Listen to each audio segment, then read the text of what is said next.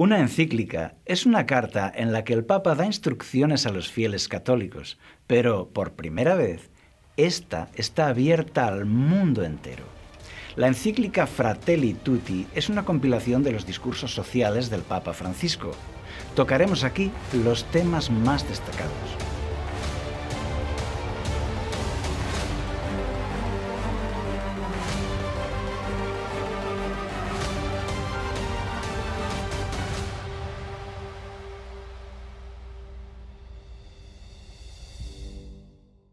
Llama la atención el discurso marxista y humanista que hace aquí el Papa, que además propone la creación de un gobierno mundial con poder ejecutivo.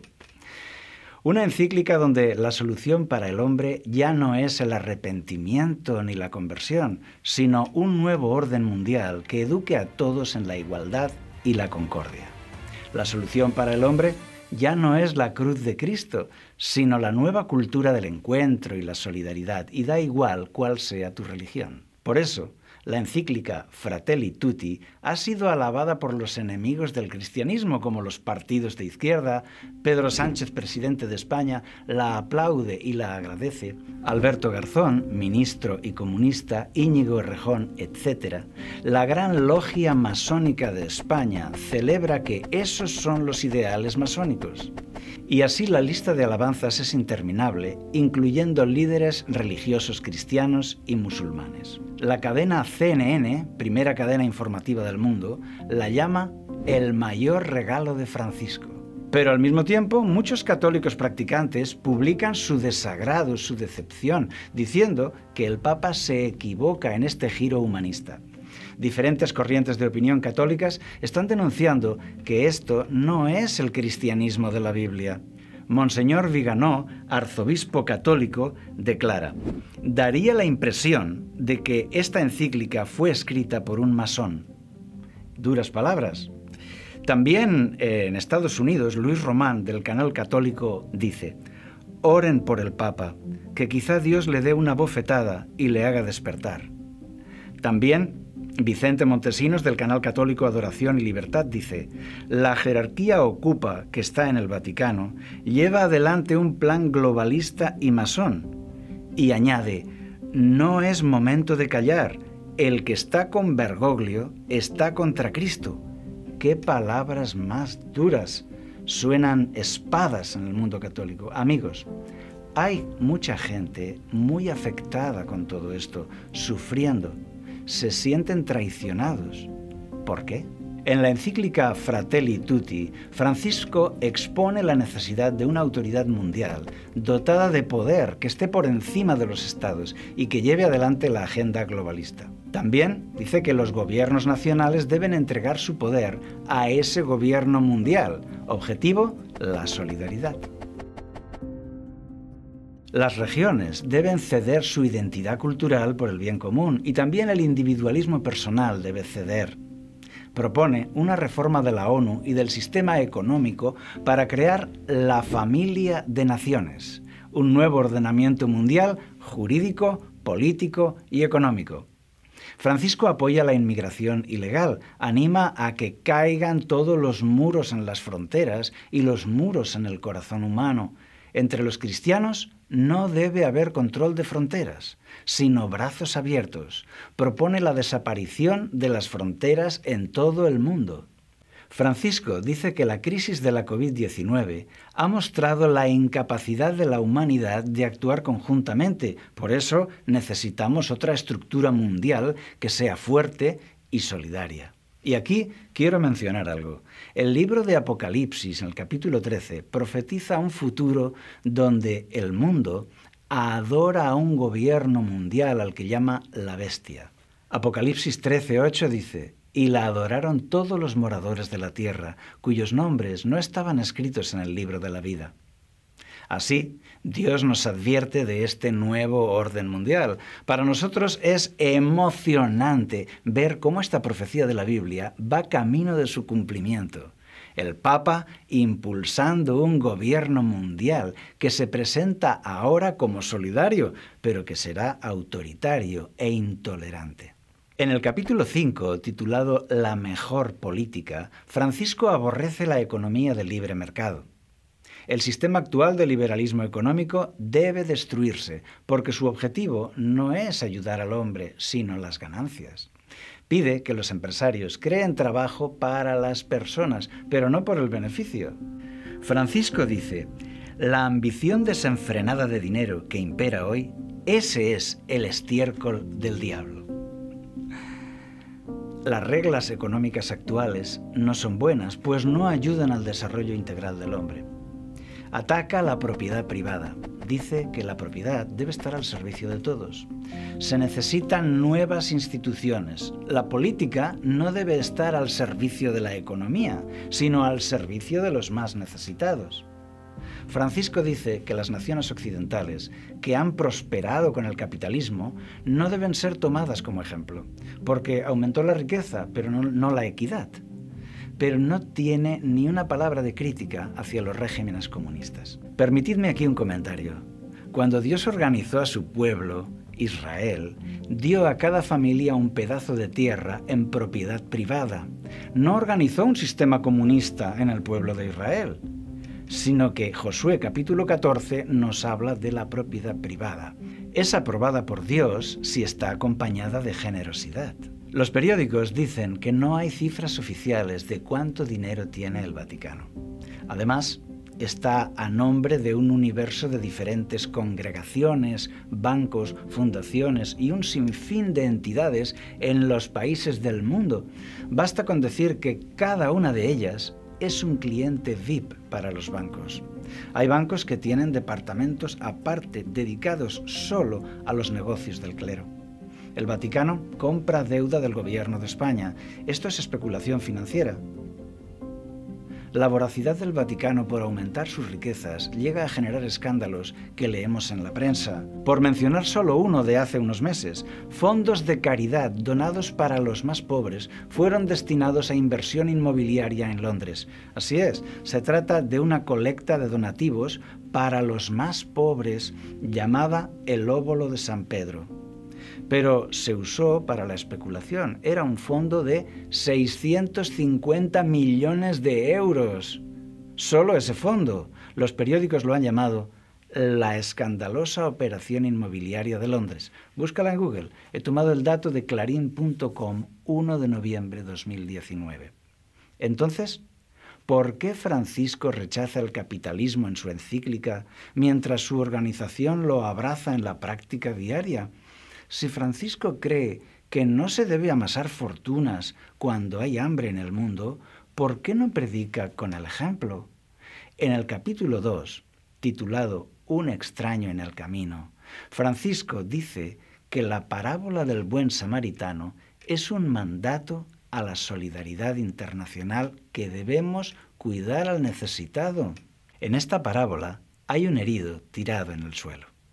Pasa un clérigo y no le ayuda. Luego pasa otro y tampoco, hasta que pasa un extranjero de otra religión y este sí que le ayuda y le salva. Amigo que me escuchas, abre los ojos. A día de hoy, el Papa Francisco se parece más a aquel sacerdote de la parábola, que ve a los que sufren y pasa de largo, que teniendo una inmensa fortuna no la comparte. Y tú dirás, pero Cáritas hace una labor de ayuda.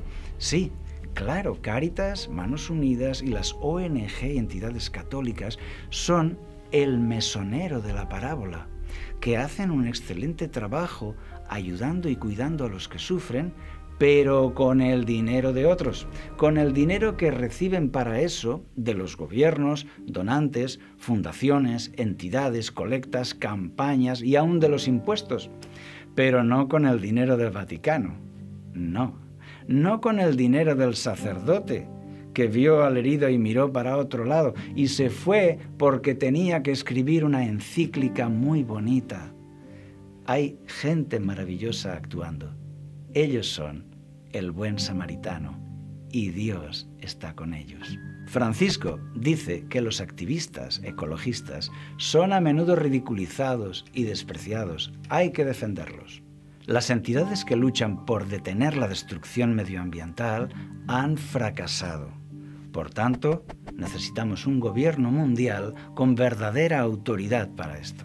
El Papa advierte del populismo sin decir a qué se refiere, y de los que difunden bulos en Internet, fanáticos, extremistas, etc. Dice que esto debe ser reprimido. ¿Hay aquí una velada amenaza a los que discrepan de su proyecto? Quiero comentar que este llamado a la censura en Internet no cuadra con la gran tolerancia que muestra hacia las otras religiones. Aquí el Papa presenta a todas las religiones del mundo en un plano de igualdad. Esto es contrario a la Biblia, que nos invita a abandonar las religiones falsas para abrazar la verdad de Cristo. Pablo lo decía así: que de estas vanidades os convirtáis al Dios vivo. Hechos 14:15. En esto, el Papa abandona la Biblia para agradar a todos. En el apartado Identidad cristiana, párrafo 277 en adelante, hablando del ecumenismo, dice que usemos el conocimiento mutuo como método y criterio. ¿Cómo? Pensábamos que el método y el criterio era la Biblia. Para Francisco, criterio es el conocimiento mutuo, sin comentarios. Y dice que valora con sincero respeto los preceptos y las doctrinas de todos. Ya no es orar juntos, la fe, la solidaridad, cooperar. No, habla de las doctrinas, los preceptos y las doctrinas de todas las religiones. Presenta a San Francisco de Asís como un ecumenista que visitó al sultán para hacer un encuentro de culturas. Pero eso es totalmente falso. Los cronistas escribieron que San Francisco trató con todas sus fuerzas de que el sultán se convirtiera en católico y dejara de ser musulmán. San Francisco no era ecuménico. Por eso, aún intelectuales católicos afirman: la falsificación que hace de San Francisco es vergonzosa.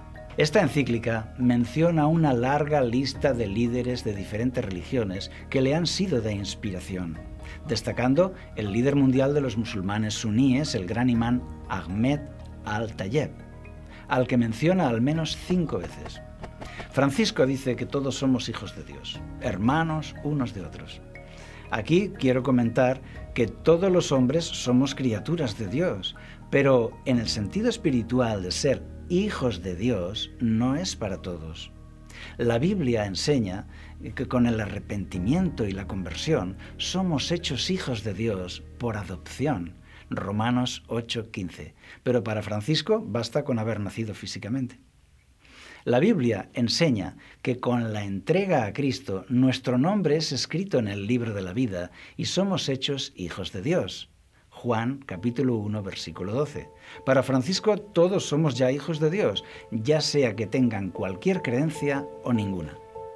La Biblia enseña que con el bautismo, los salvos entramos en la Iglesia, Hechos 2:47, que es el cuerpo místico de Cristo, pero para Bergoglio basta con formar parte de la humanidad. Esta visión ecuménica contribuye a la construcción del nuevo orden mundial.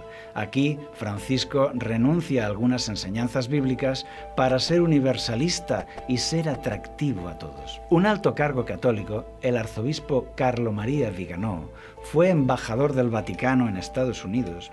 Comentando la encíclica, dice: esta encíclica constituye el manifiesto ideológico de Bergoglio, su profesión de fe masónica, así como su candidatura a la presidencia de la religión universal, sierva del nuevo orden mundial. En este canal estamos totalmente de acuerdo con esto. El Papa presenta una utopía hermosa, todos unidos, todos amigos, tolerantes y felices. Pero el objetivo del Evangelio es que se entreguen a Cristo para el perdón de sus pecados. Cristo busca nuestra salvación y Francisco una reorganización del poder mundial. Francisco habla de una humanidad que adquiere conciencia, donde son los hombres los que resuelven los problemas del mundo y lo sobrenatural está ausente. Esto no es nuevo, se llama marxismo y masonería, pero no cristianismo. Francisco fortalece aquí los pilares del nuevo orden mundial. Un gobierno mundial, desaparición de las fronteras, los gobiernos nacionales pierden su poder, abolición de la propiedad privada, pérdida de las entidades diferenciadas, inmigración libre y sin control, ecologismo. ¿Conseguirá el Papa ser presidente de la religión mundial? Las profecías de la Biblia nos dicen que el papado tendrá éxito en delinear una religión global y también en conseguir poder en el nuevo orden mundial. La pregunta es, ¿podemos confiar en él? Bueno, en su encíclica hemos visto que habla contra el capitalismo mientras se enriquece con la banca vaticana. Pide la igualdad para la mujer mientras en su propia organización la relega a un segundo plano. Pide que se derriben los muros de las fronteras mientras los muros que rodean al Estado Vaticano siguen muy altos y herméticos. Habla contra la propiedad privada mientras mantiene un sistema privilegiado de propiedad y trabaja para aumentarla. Habla de compartir mientras guarda celosamente sus reservas de oro y los tesoros del Vaticano. Habla de Francisco de Asís como un modelo mientras vive en un palacio repleto de joyas. Querido amigo, Dios sigue estando ahí. Esta actitud del Papa no debe afectar a tu fe. No te desanimes. Al contrario, vemos cómo las profecías escritas para hoy se cumplen de forma espectacular. Razón de más para creer, razón de más para confiar en Dios. El clero puede ser desanimador, pero por suerte no lo necesitamos. Tú puedes hablar con Dios cara a cara. Cuando yo era joven, no podía creer en Dios por culpa de los errores del clero, la Inquisición, el papado, etc. Pero aprendí que son dos cosas muy diferentes. Aquí está el maravilloso Jesús, manso y humilde. Y en el otro rincón del cuadrilátero está la sombría jerarquía del Vaticano. Mejor seguir a Jesús. Muchos elegirán la religión de moda y todos tendremos que elegir. ¿Y tú qué piensas? Déjanos tu comentario, nos interesa. Para conocer más sobre el papado, su origen y su historia, te recomiendo un documental impresionante, La novia, la bestia y Babilonia. Te dejo el enlace en la descripción de este vídeo. Si te gustó el tema, ayúdanos a hacerlo más visible, suscríbete a nuestro canal y danos un like. Activa la campanita para recibir vídeos nuevos. Que Dios te acompañe.